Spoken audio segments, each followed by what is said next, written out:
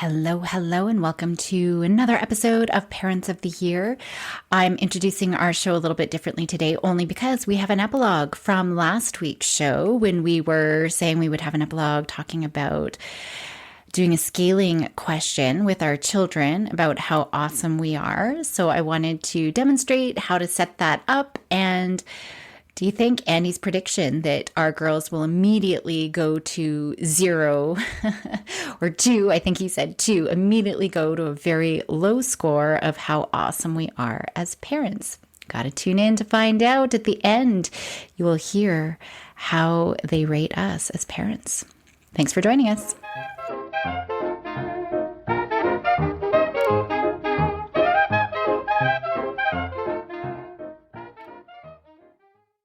I could cry. Why? I'm just so tired. I'm beside myself tired. Do you think you need to start taking drugs to go to sleep? No. I play the ABC game, and I played it last night, and I was out like a light. And yet you're tired. Yeah, because I wake up. I can fall asleep. Well, 50-50 if I fall asleep. But now that I play the ABC game, I fall asleep beautifully. However, I don't stay asleep. That's the problem. And I wake up at ungodly hours. Yeah, you need to get that under control.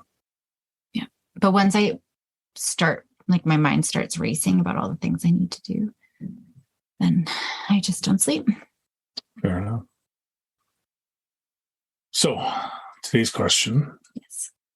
I don't really know what my question is, to be honest. It's about back to school again. I think as we get into the school year, I'm very curious on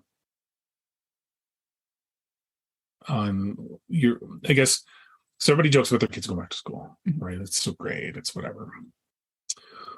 What is one thing, and I don't know where this conversation is going to go. I don't have an ulterior motive. I don't have a real destination to it. I'm just curious. Do you normally have a destination?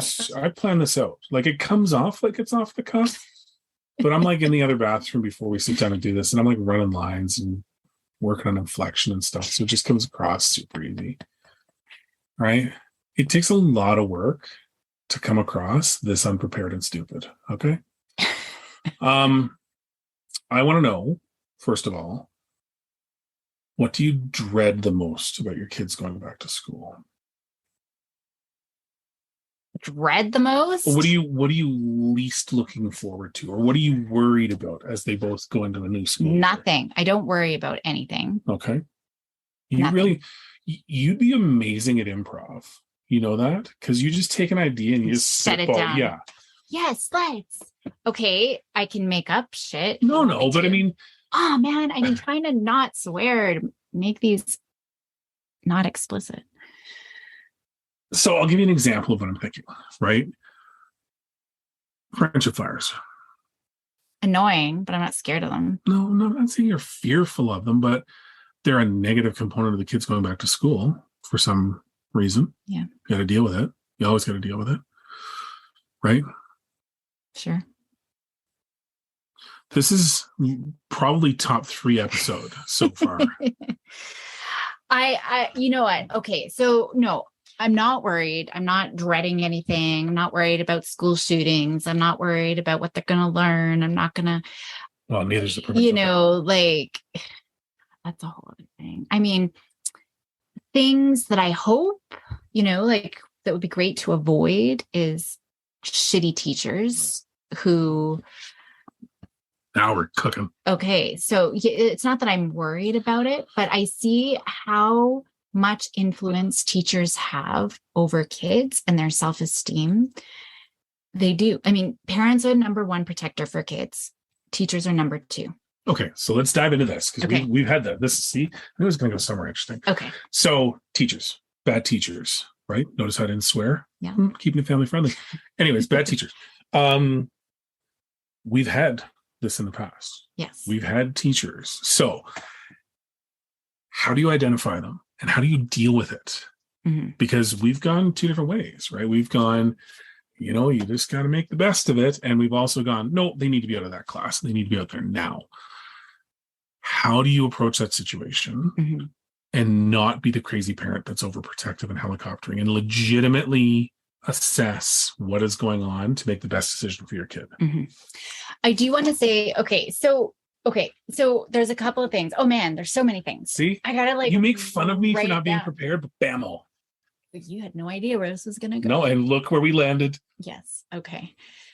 So I don't like actually using the word good teacher or bad teacher. I That's why I think said shitty teachers. I know. I shouldn't say that either. But I think it's teachers who are overly confident in themselves and think that they are the bomb and it's my way or the highway. And I've been teaching forever and ever and a day, and these children need to act up.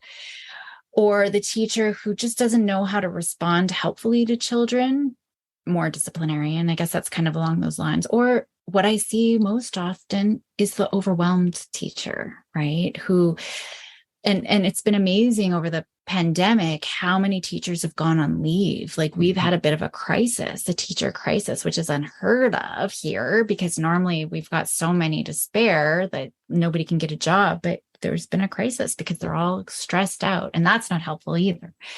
So how do you know? Well, students know, and there's research to show this, kids know within 6 minutes of meeting their teacher if their teacher likes them. They might not consciously know that.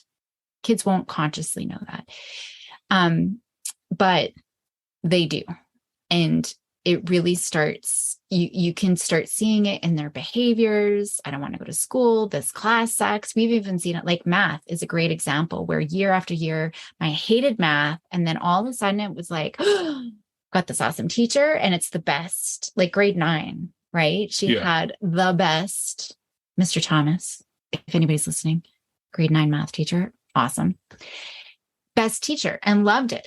Right. And turned it around and came into high school in AP math because like going from 32% failing to I'm an all-star math star. Right. And so we see that their self-esteem, who they are, their identity. Now, you know, we did have one year where the teacher was not ideal. And one thing that I get frustrated about is parents who call up the principal and say, we need to switch classrooms. I don't think that's helpful, only because kids learn, I don't like this, you know, like I can just switch, right? They never learn the coping skills, the relationship building skills. Like I think that there's so many things.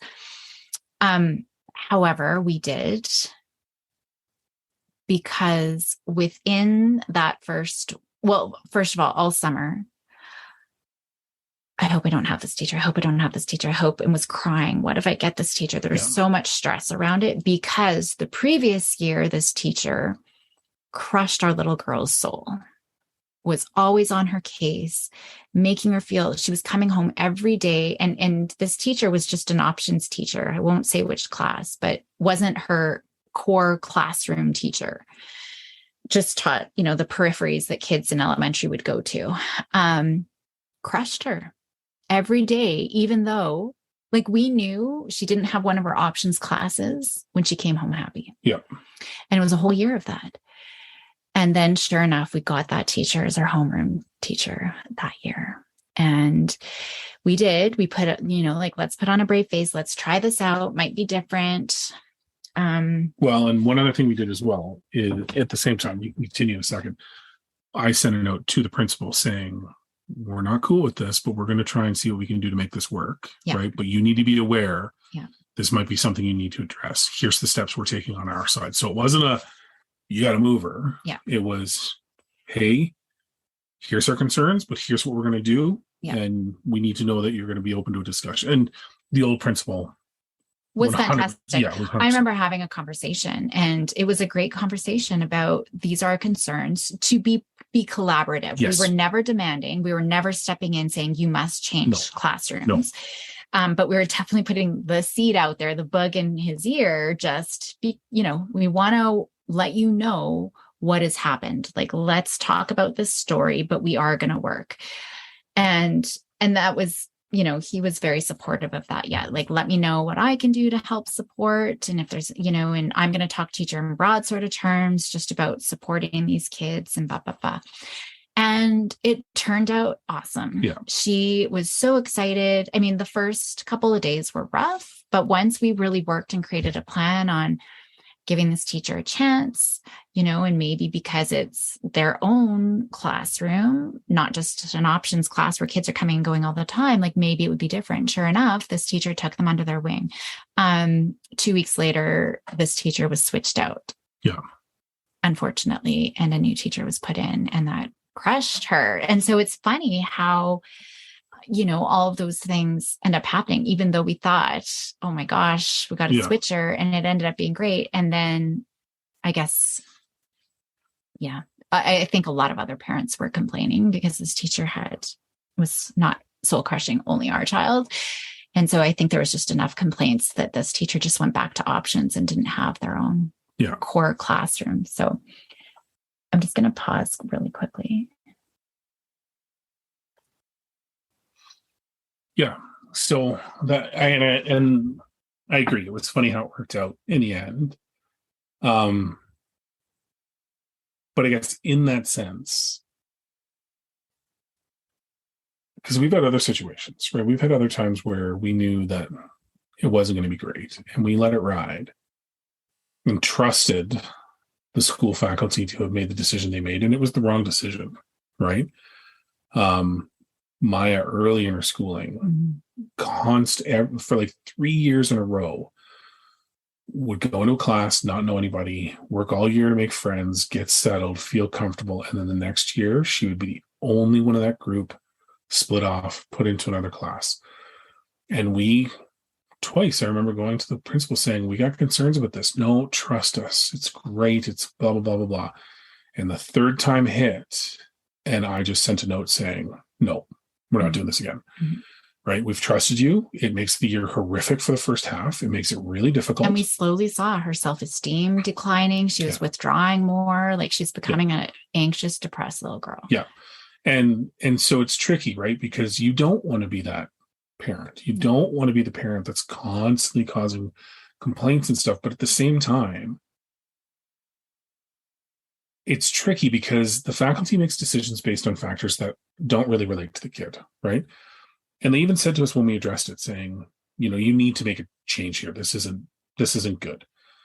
The change came when we started talking through it more. I asked, I'm like, I want to know the criteria you used to put these kids in the classes that they're in. I want you to tell us what's going on. Oh, a lot of factors go into it. Teacher recommendation, blah, blah, blah.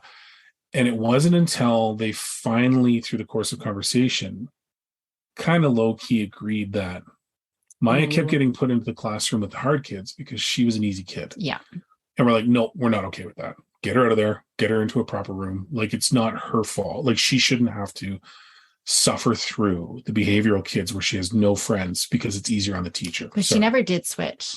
No. That year, because she was in, and they did agree, but her best friend was placed with her as well. Yes, they made a change that made it better. Well, no, nothing changed. I think there might have been, nothing changed, but I think they finally realized, oh, we haven't ever considered her needs because she's the quiet, easygoing kid, or seemed, right? And they didn't know. Yeah.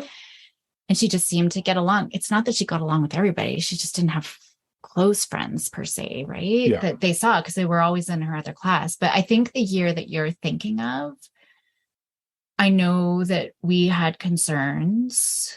It was a 4-5 split. She was fourth in grade 4 in the 4-5 split. So I think that was an advantage, but you're right. It was all the behavioral kids, but the teacher was fantastic. Yeah. The teacher was great. And it worked out okay in the long run. And people point to that as evidence of, they know what they're doing. They don't. They really don't. And I don't mean that as a disparaging comment. They're doing the best they can with no support mechanisms for the faculty themselves, right? They're stressed. They have no money. They get more kids every year. They're doing the best they can to try and make it work. And I get all of that. But it really comes down to that point where you have to pull the trigger on knowing You have to do something. Well, and I don't like the word pull the trigger. I think it's more about building relationships. And I do a lot of talks about being able to say, I want to call our kids out because they're being really noisy right now, but they're actually doing chores. So we might just let it roll. They're actually doing something helpful for us. For context, they let the dogs out. That's a problem. So the dogs are out on the highway right now. That's a problem. And they're not paying attention to them. Oh, no, I hear a child out on the highway calling them right now. One went chasing them. One is still underneath it.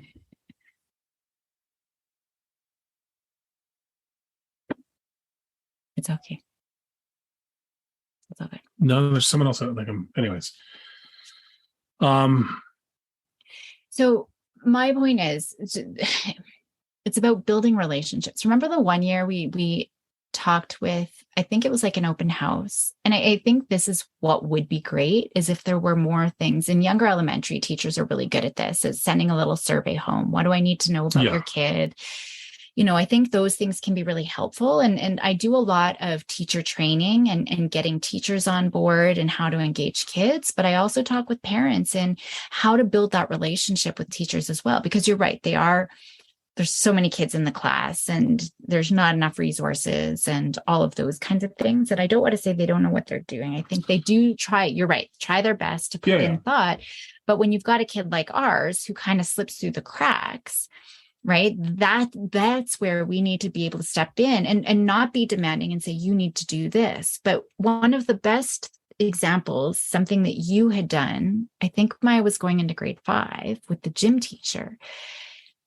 And I use this example in every talk I have with parents about how to work collaboratively with teachers. And especially if you've got a kiddo with a diagnosis or behavioral concerns or just any anxiety or anything like that, and you want to be able to talk with them. But you asked, what is your teaching philosophy?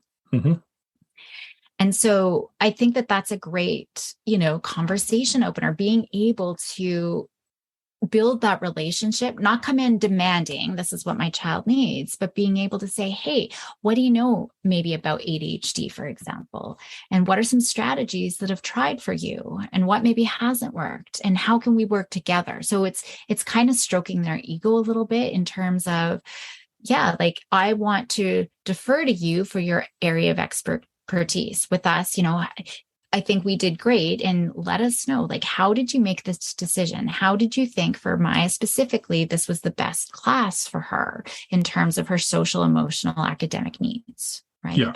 And I know that they struggled being able to answer that. That's where we can work together. Right. So when they say, actually, I don't know anything about ADHD, or we really didn't put any thought into this. Well, this is what I know about my child. Right. Yeah. She is actually quite anxious, or with ADHD, like Willow, we've had this problem. The teachers keep putting her at the back of the classroom and she keeps getting in trouble because she's getting distracted or she's talking with her friends. Right. And so it's about, well, she is ADHD. So, she does best when she's up at the front, when she's right there looking at you. There's nothing else distracting her. And she could see stuff better up too. It wasn't until I figured out she needed glasses that made a difference too, right? Exactly. Yeah. So that's where we can step in. So I want your expertise as the teacher, coupled with things that I know that I'm the expert on my child about, and how can we come together collaboratively in a way that's going to work, for the whole class. So I think that is kind of the way to do it, rather than say pull the trigger, for example. Yeah. And when I say that, I mean it as more of if you've had the conversations or you've attempted to try and do stuff and there is an apparent lack of accommodation or movement, right? Or acceptance that there might even be an issue to address, you have to be decisive at some point. You have to, right? And we, a lot of times, more often than not, will defer to the school and try and work within those confines, because it's equally important that the kid understands how to navigate in less than ideal situation, right? Because there's lessons that they can learn out of that too. But to your earlier point, if we're talking about an increase in anxiety, an impact to their confidence or self-worth or their own self-image, I will be super decisive, right? That's where the pull the trigger thing comes from, because, and I don't mean that as a super negative imagery or anything. I mean it as, you have to make a decision. You have to be willing at some point. But when you do that, when you decide first and give ultimatums, you're right. There's a much more collaborative and overall better approach, because no teacher that I've met, except for the ones that taught me because they were the worst, but every teacher that I met now, none of them wake up wanting to go to school and be bad, or not want to go to school and pick on kids. That's not their MO. Right? They're like anybody else. There's a ton of stress. There's a ton of their own personal stuff they got to deal with. There's a ton of stuff. But every time we've approached any of them and talked about what we're concerned about, they've all responded with, I really appreciate you telling me that. I'll keep an eye out. Right? Last year's teacher for Willow was great. Every time we talked to her about, this is what I'm seeing based on our previous conversation, I'm not concerned, or I am concerned, or this is what I did to try and make it better. Are you guys noticing anything? So it made the conversation a lot better, and to me a lot more worthwhile, because anytime before that, parent-teacher meetings were typically more focused on just check boxes. Yeah. Here's what they did, here's what they did, here's what they did, here's what they did. Do you have any concerns? Great, bye. So it's you're right. It is more about collaboration. It is more about having an open discussion and not be all ultimatum driven. But you do got to trust your gut at some point if it's not improving. Yeah. Right. And I think there are times that and it's like anything else. We'll step in at the very end when everything else has been exhausted. Prior to that, a lot of times we've got to let the kid and the individual figure it out. Yeah. And I think developmentally, like age appropriate, because, with Maya in high school last year, she had problem like just with learning and problem with the teacher, but she dealt with it. Yep. And same thing with the coach. Whereas Willow's still younger. Yes. She had a problem with the coach who was crushing her. Yeah. When we saw it. And it got to the point that other parents saw it. Yep. And were commenting that we maybe waited till the very end of the year, but we did that only because she was asking us not to. Yeah. She didn't want. She wanted to. She was concerned she'd be called out more. Yeah. Right. And it wasn't until we're like, no, you're making a decision out of fear and it's actually making it worse. We're going to step in. Yeah. Right. Great. Yeah. And it was a good outcome that time too. But yeah, I think it's all about, for me, it's knowing at what point and when we see our kids, that emotional piece and anxiety setting in and not wanting to go to school and, that's a crisis. If you've got a kiddo who's doing any school avoidance, that's a crisis. It needs to be. Maybe that's another podcast episode. But, those types of things are alarm bells that we need to get on top of fast in a collaborative way, not in a demanding way, because that won't help. So what was your fear or worry or... Yeah, it's the stress, right? It's the undue stress on the kids. I find because it makes the entire year brutal, right? If they're not set up in an area. Two things, and I think one is sometimes not as important as the kid makes it out to seem, but it's still important, which is, are they with friends? Are they not with friends? Right? I find that's a blessing and a curse a lot of times because the same group of friends cause just as many problems as not being around them apparently does. But it really does come down to me every year is my biggest fear is, are they going to be in the best situation possible to enjoy learning and socially have a good time, right? Because it is important to me that they come out of school with a positive recollection for the most part, right? That is not how Maya's path has been. I know. Right. And part of it is as she gets older, she gets a bit more judgmental. Like, I mean, she's taken on a lot of your negative traits. Like she's super judgmental. She just doesn't give people the benefit of the doubt. Yeah, right. No, but she's got a certain idea of the people she likes to hang out with, the people she doesn't. Right. And the positive outcome of that, though, is she knows the type of friends she wants, right? And she's gotten much better at picking those friends and picking good friends and fostering those relationships when in the past it wasn't always a two-way street, right? And she wasn't really confident enough to be like, I don't want to hang out with this person, right? She's much better, but like, no, not for me. Right. Sometimes maybe a bit too quick, but it still comes down to her being in a position and Willow being in a position where they're comfortable, right? They're comfortable that if they're coming home and just kind of grumbling low key about how dumb school was, well, I know it was a pretty decent day, right? Oh, school is boring. And then when you dig into it, it really wasn't that bad, but that to me, especially in a teenage level, is a pretty successful day. There was no huge issues, right? They're not hiding any massive anxiety that they have. It was just school sucked because I'd rather be sitting at home reading, right? Cool. Awesome. That's a decent enough day, right?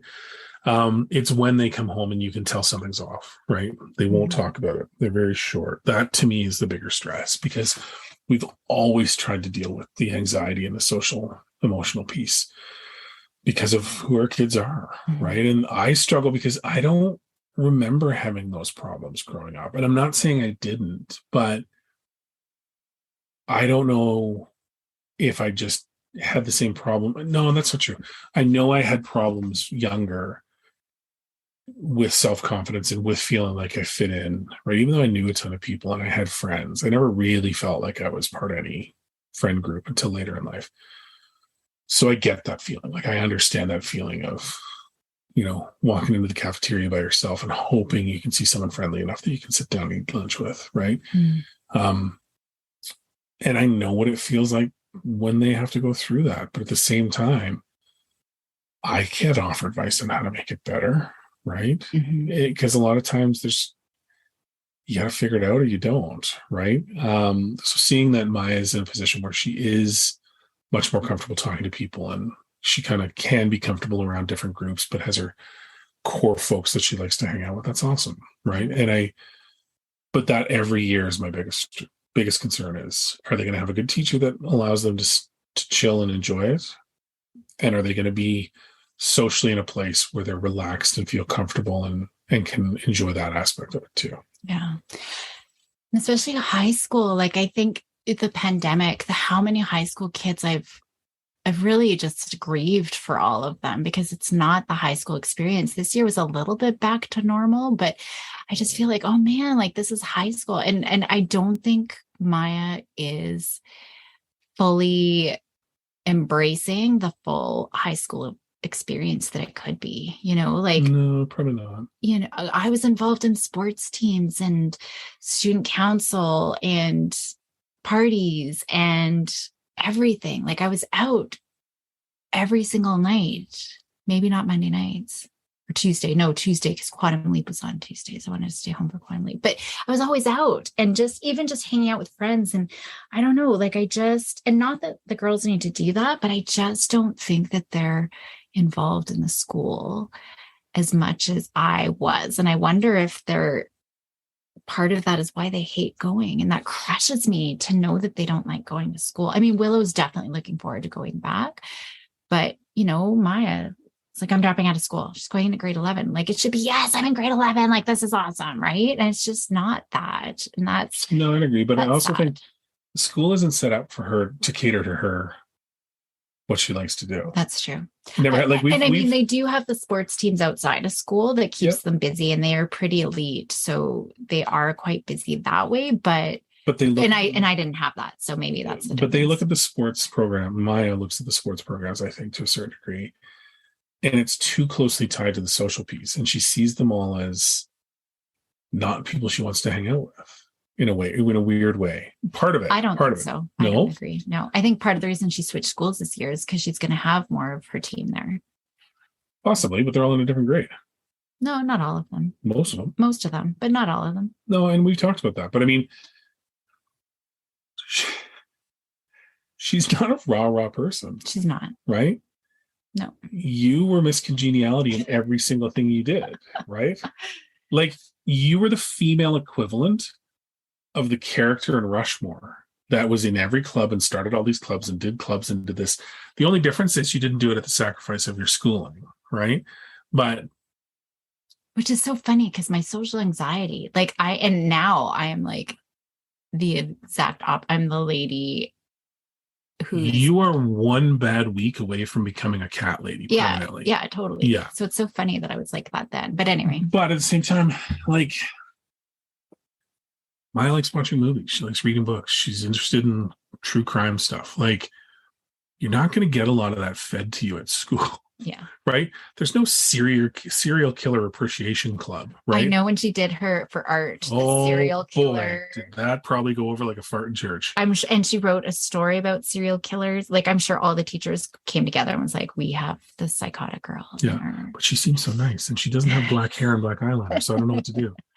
No, but you know what I mean? Like her interests aren't really catered to by a school. Right. And,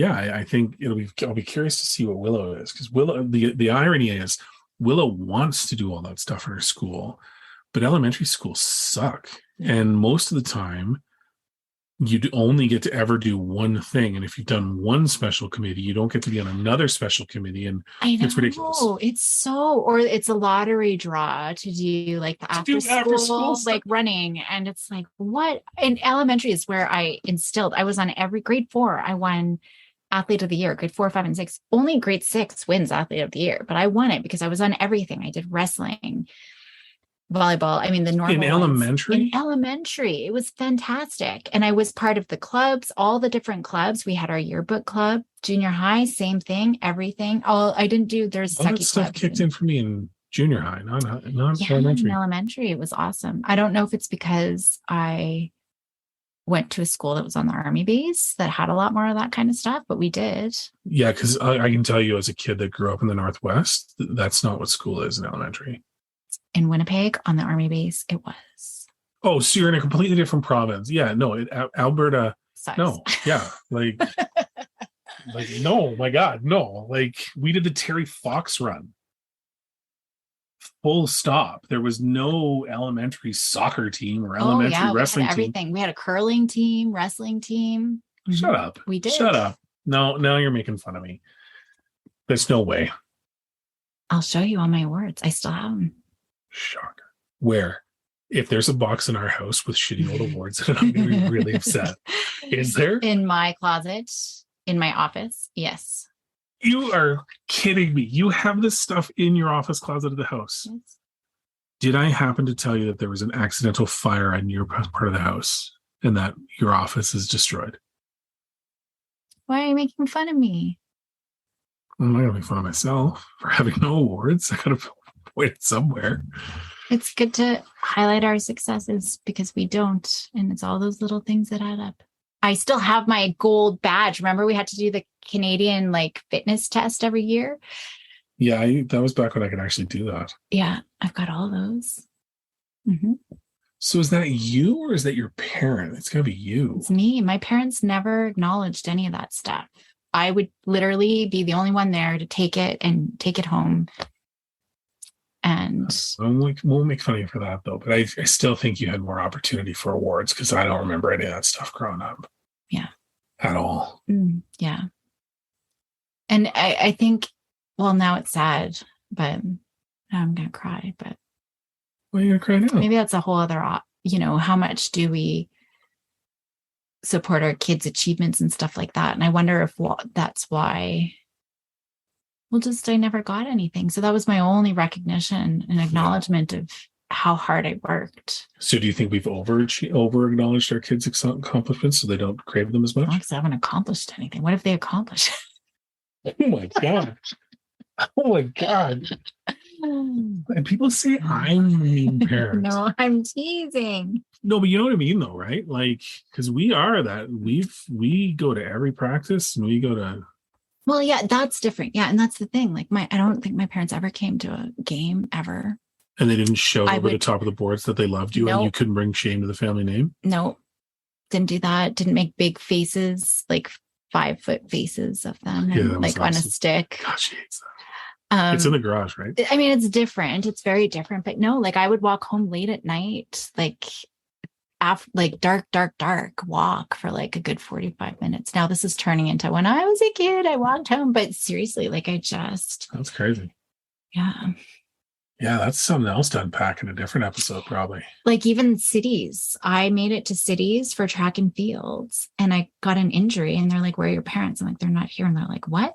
So I had to call dad to come pick me up and I had to wait there. But everybody else's parents were there, but mine were not. I mean, but I got to say, like younger years, it was really just my mom. Yeah. And so, No, I get an that. older year, I mean, they were just so busy and they were working. Yeah, your parents, I mean, they didn't have the flexibility that we have. We got to be really careful because it's not about painting your parents being bad because they were busting their ass. They did everything. Yeah, they were busting their ass back then. Yeah. Right. And it's unfortunate.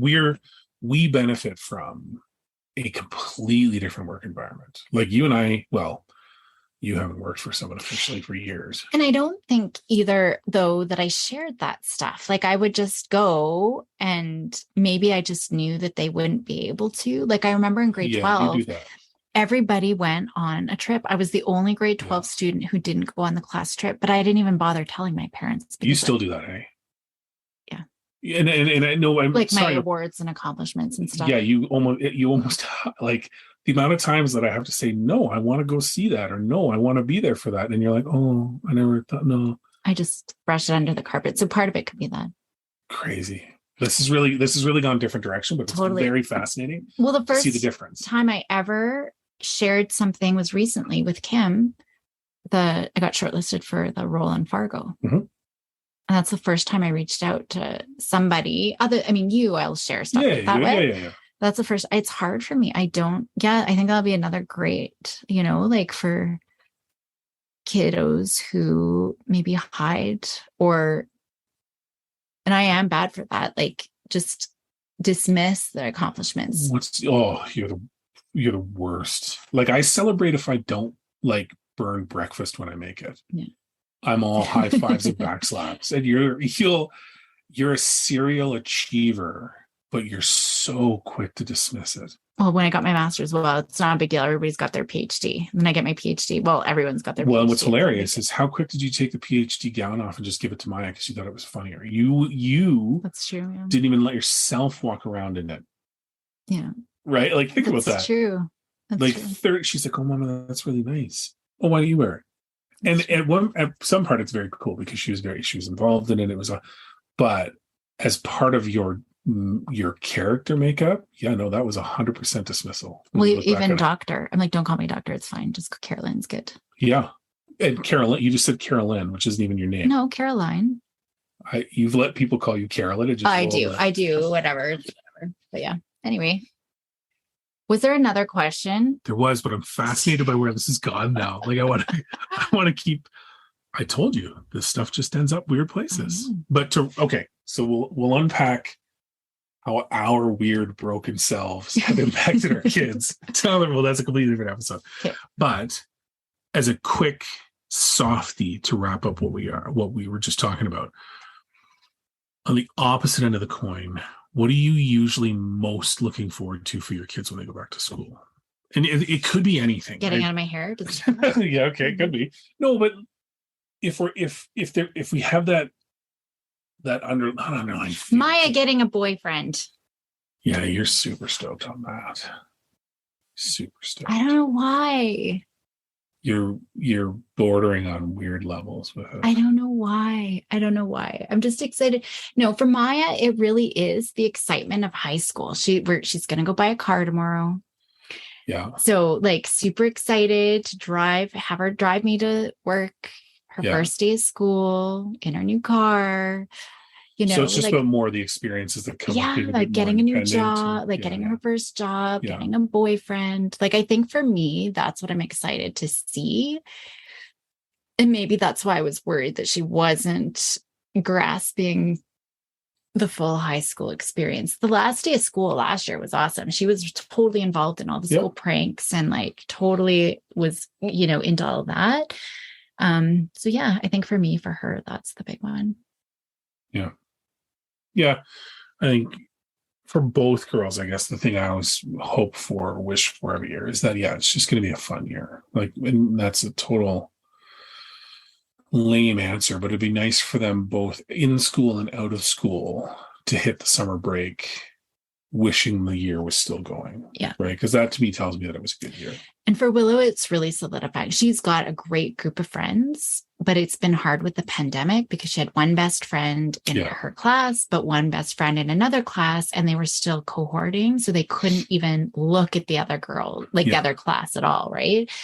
And so this is going to be the first time. I think at the end of the year, there's a little bit, finally, the restrictions lifted, but it was still pretty tricky. And they were still being kind of hard about it. So I think, knock on wood, I think this year there isn't going to be the cohorting. So I think because she's at that age, grade 6, where those friendships, well, they probably should have solidified before now, but just pandemic got in the way. So I'm looking forward to that, right? Like how these relationships are going to, because it's been sort of wishy-washy still. It feels like it was younger. Like, you're not my friend today. And Yeah. so every day could be a new drama. I know who her core friends are.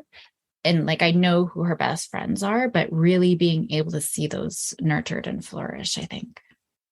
And new experiences, getting her, going to Friday to the local sort of pool gym area. So a little bit more independence. She could just go after school and go swimming, go to the gym, like by herself with a friend, I think. Talking West Side? Yeah. Oh, that's a thing now? It's always been a thing. Maya used to do it. Oh, I see. With the age that she's at. Yeah. Sorry, I thought there was like a set in stone No. doing a part of school thing. I see what you mean. No. Yeah. I think just that independence piece. And yeah. And she's ready for being a bit more independent, I think. She's been itching for that sort of stuff for a while. Yeah. All right. That makes sense. Thank you.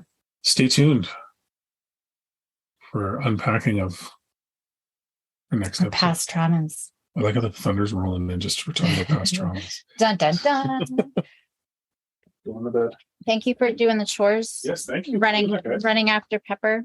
Was that like the Maya special right there? Like what? My boyfriend, getting a boyfriend. Everything. Saying that there's no serial killer clubs in schools.